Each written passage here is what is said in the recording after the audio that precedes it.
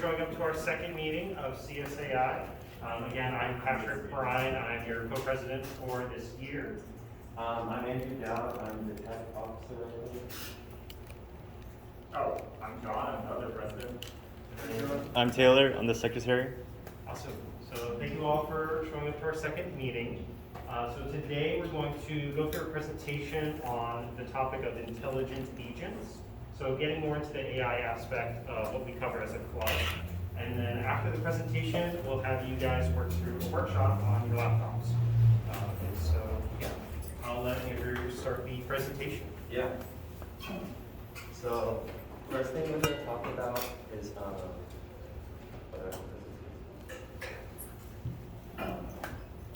what an agent actually is. So I think we all know what an agent as a person is, sort of like James Bond 007. But in a computer context, it's just any computer program that performs actions autonomously for an individual or organization. And to get more specific, here's the intelligent agent definition. And an intelligent agent is just an agent that perceives its environment and then makes inferences based on its perceptions and then decides to do certain actions. So this is sort of like the basic model of an intelligent agent. It takes percepts from its environment via sensors or other forms. Percepts is just data that sensors take in. And then it makes inferences. Maybe there's an algorithm in that question mark box. And then after those inferences, it chooses certain actions to take. So here are some examples of intelligent agents. We have autonomous vehicles, Amazon Alexa, Google DeepMind, so it doesn't necessarily have to be like a hardware thing. And most importantly, I'd say DJ Roomba as well. So how do you make an agent intelligent? One really important thing is a good perception of its environment.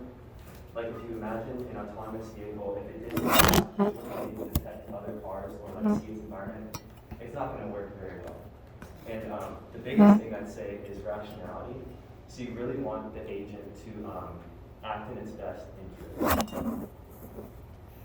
So while human intelligence is the most sophisticated form of intelligence we know, it's not very good intelligence for agents because we humans, as we all know, we tend to do things that aren't in our best interest. Take Michael Scott for an example. So we really want the agents to always act in their own best interest. So how do we define best interest? Well, we need to look at the philosophical topic of consequentialism. Consequentialism is basically judging an agent's behavior based on the consequences of its actions.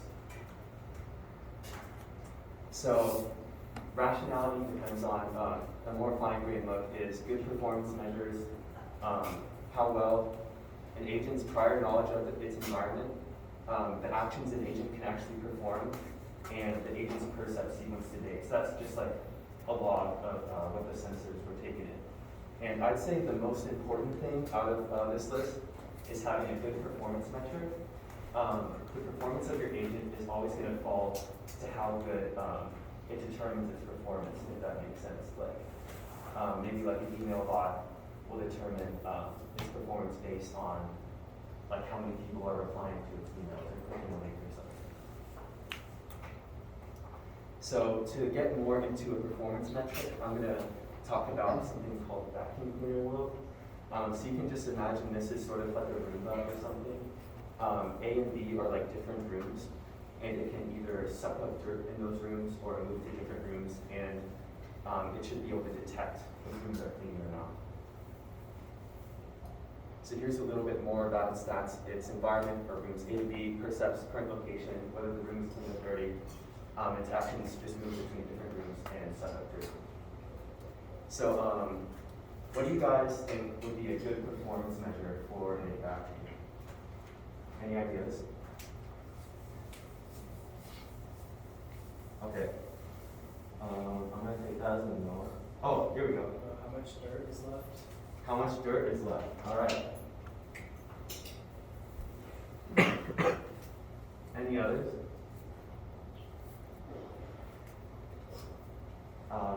Whether it hit each environment. I'm sorry? Whether it hit each environment. Okay, yeah, like whether it checked every room.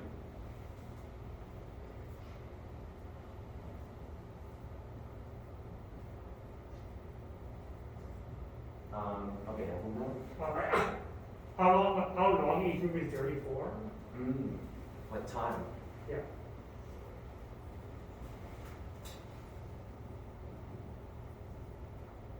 Okay, these are really good. Can anyone tell me what they think maybe a bad performance metric would be? Okay. Getting stuck on debris. Okay, yeah.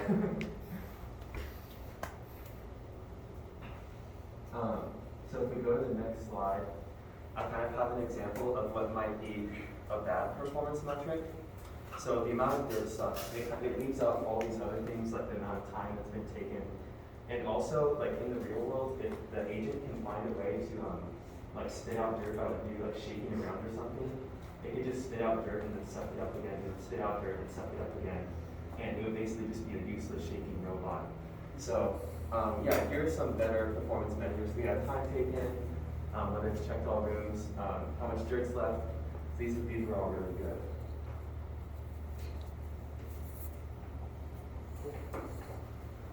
So thank you all for offering your perspective on this. This is a really key example that we like to use in AI when talking about intelligence agents, is this kind of Roomba type example here.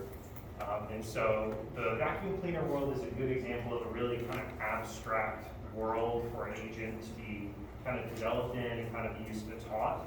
But we need to take into consideration all the other types of environments that we can deploy agents in. There's a bit of a hint on this slide where what would be an example of a different environment where we could employ an AI agent to do something. There's a bit of a hint. Think about what Cal Poly likes to do in terms of agriculture and engineering.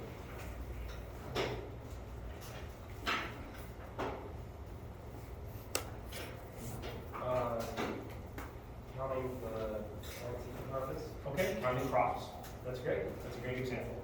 Has anybody ever worked on a farm or done any farm work?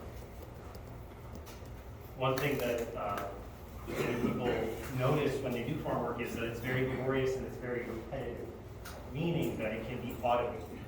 So an example I was trying to communicate is that like automatic like crop dusters or automatic kind of maintenance of the crops would be examples of other agents to be deployed in the real world. And so this here is a very different task environment than the vacuum cleaner world, where we have very discrete indoor environments for a vacuum to suck up dirt, whereas we can have smart agriculture robots to do a variety of other tasks in a much more open environment, much more dynamic environment. So we're going to go into a little more on like what those different task environments can be that we can deploy agents in. Here's a big chart of a few different task environments. The first few are mostly games, two-dimensional type games mostly. And then the latter half is mostly kind of more real-world applications like taxi driving, park picking robots like in manufacturing processes, to even more applications like an English tutor, maybe applied in some form of chatbot that could be used. And if you can skip to the next slide. One type of environment that we really want you to keep in mind is the chess with a clock environment. Who here has played chess? Excellent. Who here has played chess with a clock? Okay, awesome. Awesome. I have not played with a clock myself, so that's great. So we notice, I'm just going to go through this table real quick about the few different qualities to keep in mind when you're looking at an environment that you want to develop and deploy an agent within. There's observability. In the case of chess, you can see the whole board, you can observe the whole world state at any given time. So we call that a fully observable world quality. Another instance is that there are multiple agents, there are multiple entities affecting the world state. Chess is an adversarial environment, so we would consider that a multi-agent system. Another aspect to keep in mind is how the agents affect the world, and so that relates to determinism. And in the case of chess, where each world state is affected solely by the actions of the agents, we call that a deterministic world. The next quality is episodic. Since there are kind of set turns between chess, we call that a sequential environment. And since we're playing chess with a clock, that actually makes it a semi-static environment. Where normally chess is a very static environment. The clock adds another dynamic where things are changing, but not necessarily affecting the world state. And the next quality is how discrete or continuous it is. And since everything is relatively rigid in chess, we would call that a discrete world space. We're going to go into the different agent types here. And so these have a general order of complexity up until the end. So we have simple reflex model-based, goal-based, utility-based, and learning agents. So we'll take you through those. The first agent type is a simple reflex agent. And so similar to the model that Andrew recently proposed, this agent is able to take in information from its percepts using its sensors, and then be able to assess what the world space is like now. Basically, code its own version of the world, and then using that information, it can execute upon a conditioned action rule. So, in the case of the vacuum cleaner bot, if the world state space is dirty, what condition action rule is the bot going to take? Clean, exactly. So that's an example of a condition action rule, is that clean function. The next agent type is a model-based agent, where if you notice here, there's a change to the top left of the diagram there, where we see that the agent contains its own internal state from action to action. So from there, it's able to determine how the world is changing over time. Depending on how complex the agent is, a model-based agent can be used to determine how much dirt is being allocated in certain rooms than others, and maybe be able to determine those types of patterns using that state. We also have goal-based agents, which are, again, just iteratively building off of the simple reflex model. We have that instead of condition action rules, this agent is operating on goals. And so what would be the goal for the vacuum cleaner model? Exactly. Perfect. And so that agent is able to operate off that goal instead of having to have all of its actions pre-computed and then selecting a specific action, as in the case with the previous types of agents. The next up is the utility-based agent, which again, building off the goal-based agent, it now has a utility function instead of goals. And so a utility function is commonly used as a metaphor for how happy the agent will be based on how well the job is doing, how well it's performing. So in the case of the vacuum cleaner bot having all rooms clean, that would be maximizing its utility function, because that is its utility, is to clean every space. The next type is called a learning agent, and so this one's a bit fundamentally different than the previous four that we talked about, where there's quite a few different types of components here that we won't really break down right now.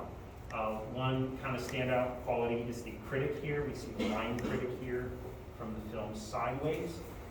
Amidst other elements such as the learning element, the performance element, and others, these elements can be incorporated into any of the previous type agents that we described today. So you can have a simple reflex agent, but it's learning. You can also have a model-based agent that's learning as well. And so this is kind of a more dynamic approach to designing an agent. Finally, let's talk about how the world is represented within the state of the agent.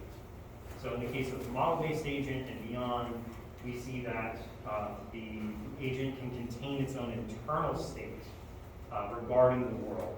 And so here's three classic examples of how the world can be represented. The first one is the atomic representation, where we see very linear, very discrete kind of progress from state to state. And so this method doesn't really scale well, because when you're playing a game like chess, you would have to consider every single possible state of the board. And so I don't know if you guys have thought about that, but I believe it would take 10 to the 38 power of different states to be represented in an atomic representation type. So it's not really feasible to think of chess or to teach an agent to think of chess in that manner. So the next representation would be a factor representation, where you essentially have a statistical breakdown of the entire world state. So there's some more processing about how the world is being interpreted by the agent. And so this representation generally works a bit better. Next up is the structure representation, which is essentially like a graph, if anybody's familiar with graph theory, where you can have individual states represented using a directed graph. And so this can be really good for, again, larger scale agents dealing with really massive, high variable environments, such as a taxi driver or self-driving car. And so this last representation, structured representation, is correlated to our current project, the Cal Poly Knowledge Graph. These aren't necessarily the same things, but it's a highly correlated line of research. And so if anybody's interested in learning this type of representation, we'd love to have you in our project. So moving forward through our references, the main kind of leading textbook on AI has been guiding these lectures so far. Does anybody have any questions regarding anything we discussed today? No questions? So we covered what an agent is, rationality, types of task environments, types of agents. We even showed some pseudocode on how you could incorporate your own agents in code using mostly if-else statements and functions. Okay.